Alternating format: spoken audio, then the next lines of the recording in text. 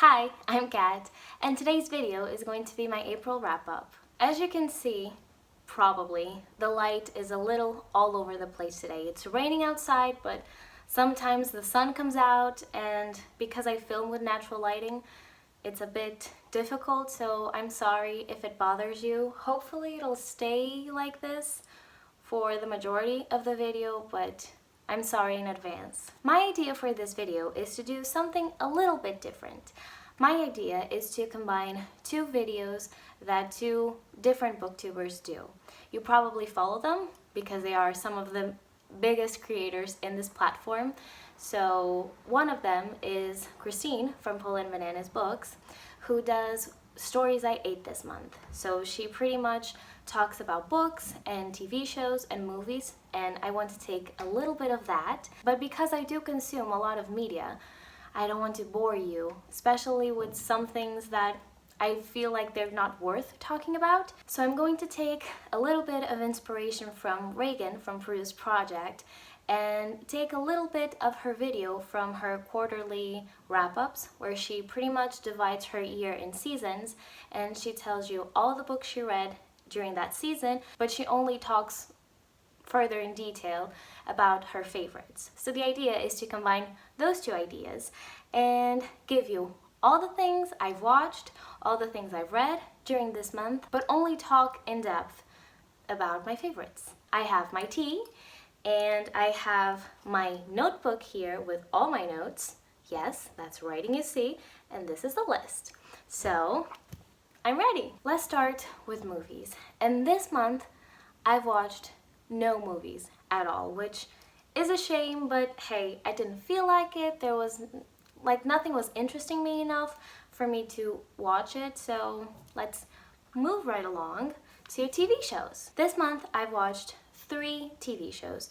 Although one Netflix considers to be a TV show, but it is actually a stand-up special, so take that with a grain of salt. But I'm going to put all the things I watched here, and then I'll talk more in depth. So, as you can see, I've watched Furry Hexagon, which is a stand-up special. He did 2 parts to the special, different, obviously. So I've watched part 2 this month. I watched season 2 of Dirty Money, and I've watched Too Hot to Handle because everybody was talking about it, and I simply could not miss out. So, of those 3, my favorite was Dirty Money. Absolutely. I started watching Dirty Money, I think 3 months ago, maybe, that I watched the first season, and I loved it. I really enjoy documentaries and docuseries and everything like that. It's a great way for us to be informed about the world, to know things more in depth, and these documentaries are so well done, so well edited, so well produced in every way. This season, we talk about some politics, we talk about the plastic industry, we talk about social issues, so it's very diverse, and if something doesn't particularly interest you, you'll have something on there that'll catch your eye. Dirty Money, season 1 and season 2, even though this month I watched season 2, love it, recommend it a lot, go watch it. And now going to comedy specials. I've seen, once again, I'll put it up here, I've seen Dave Chappelle, the Kennedy Center, Mark Twain for American Humor, which was pretty much, it wasn't at all a show, it was just paying tribute to the work of Dave Chappelle. Then we have Mauricio Meirelles, Generating Chaos, which is a Brazilian comedian. Then I have Middleditch and Schwartz, who did improv shows, 3 of them, which were brilliant. Then we have Chris D'Elia, No Pain, and Yours Sincerely, Kanan Jill. So out of all of these, I loved Middleditch and Schwartz. Now this, once again, it's a little bit like a series because they have 3 different shows available to watch, but I think my personal favorite was Parking Lot Wedding. When I saw this being announced, I was excited, but also I didn't really know what I was getting myself into, because when like the tagline is something like it's all improvised. But I don't know why it didn't click in my mind that they meant improv, like actual improv. I don't know, maybe I'm dumb, but it didn't occur to me that it would be improv. So like watching that and watching them talking to the audience a little bit and get their prompts from the audience and being like, okay, we got it, and then start a show like that, it was great. It was hilarious. Because I was not counting on it, I was so surprised, but in the best way possible. So, I mean, what more can you want? It's hilarious. They are great. And because they are friends, you can totally see that connection, that ease they have with each other. And the audience is really in it with them, so I loved it. They have 3 episodes, like I said before, and they are all great. I think the first one just made more of an impact because it was a surprise. The other ones, I knew what I was getting myself into, but still, I laughed a lot. It was great. The last one in particular was so weird, but it was so great. It was my favorite of this month. And now, let's get to the books. So this month, overall, I read 20 books. Not all of them were novels and not all of them were like 400 pages, but I read 20 books and I enjoyed most of them, so let's talk about it. I read Lord of Shadows by Cassandra Clare, which is a favorite. I read Lore Olympus, and we'll talk more about that in a second. I read Blue Lily, Lily Blue, Fence Volume 1, 2, and 3, Hexvet, which is in training, which is a comic book. I read Harry Potter and the Philosopher's Stone. I read Giant Days As Time Goes By, House of Earth and Blood from Crescent City. I read Their Story. I read A Court of Thorns and Roses, The Deal, Heavy Vinyl Number 1, which is also a comic. I read Imagine Me, The Avant-Gardes Volume 1 and Volume 2, With the Fire on High, Northanger Abbey, Kings, Queens, and In-Betweens, and that's it. Those are all the books I read, and now I'm going to talk to you about all of my favorites, starting with Lord of Shadows by Cassandra Clare. This baby has been gathering dust on my shelves since 2017. I loved this story. Cassandra Clare is one of my favorite writers ever. I love the Shadowhunter world. It would be obvious for me to love this book. It was inevitable, and I love that they are so big because it means we get to spend more time with these characters. If you've never read Cassandra Clare, you just have to know that her characters are like above anything else. You get to see them grow so much throughout the books.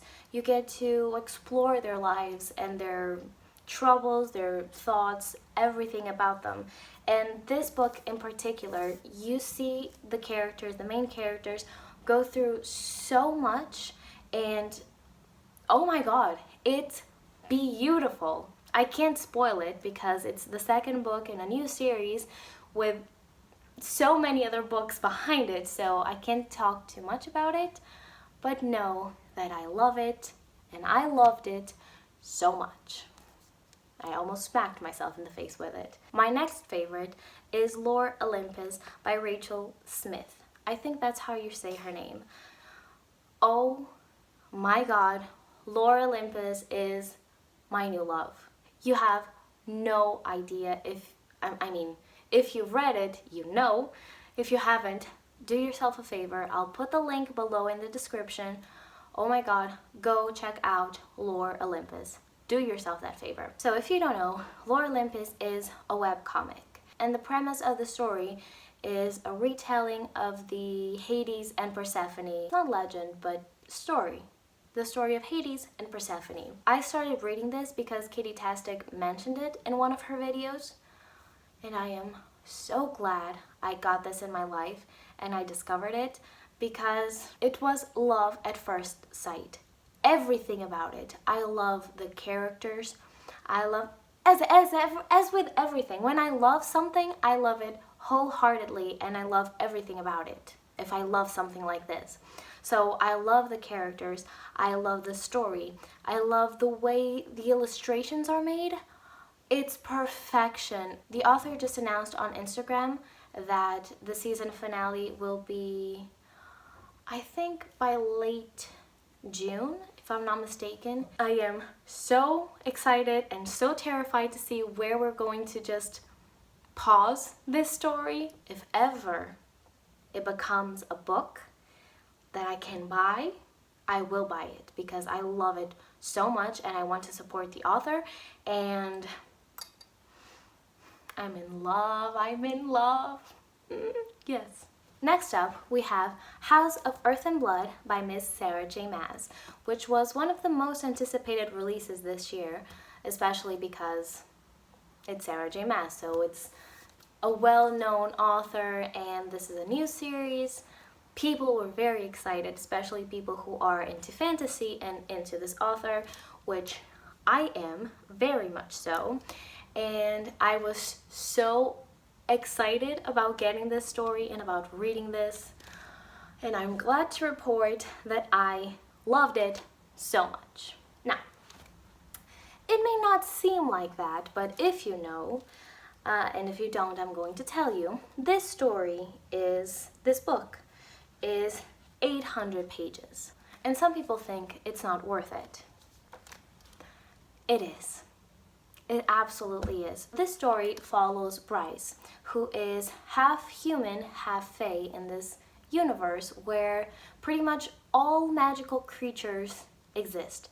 We have angels, we have witches, we have fae, we have mer people, we have demons, we have monsters, we have pretty much anything that you can think of. And this half human, half fae named Bryce that we follow werewolves. She has a best friend, Danica, who is a werewolf. But something happens at the beginning and her best friend gets killed. And the rest of the story is her with some other sidekicks trying to solve the mystery of how her best friend died, how everything came to be. That's it.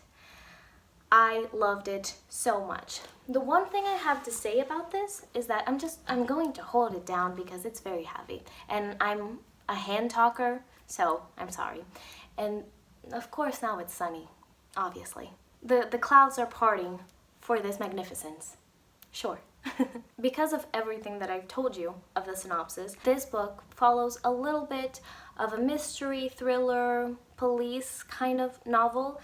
And going into it, because it's a fantasy book, I was not counting on that. And it's not a preference for me. I'm not a huge fan of police books. But with that being said, the characters 100% make this book. Not everybody's going to love it, but I did. And I have to be honest, I got a little bored until, I enjoyed the beginning, but I would say this part was a bit boring for me because, like I said, this is a mystery that we are trying to solve, and it is very procedural in terms of the story. It is talking to witnesses and finding new leads and everything. So it got to a point, especially the middle part, where it was a little bit repetitive and boring and the same in terms of plot, but at the same time, it gave us the opportunity to really develop the characters and to explore their relationships.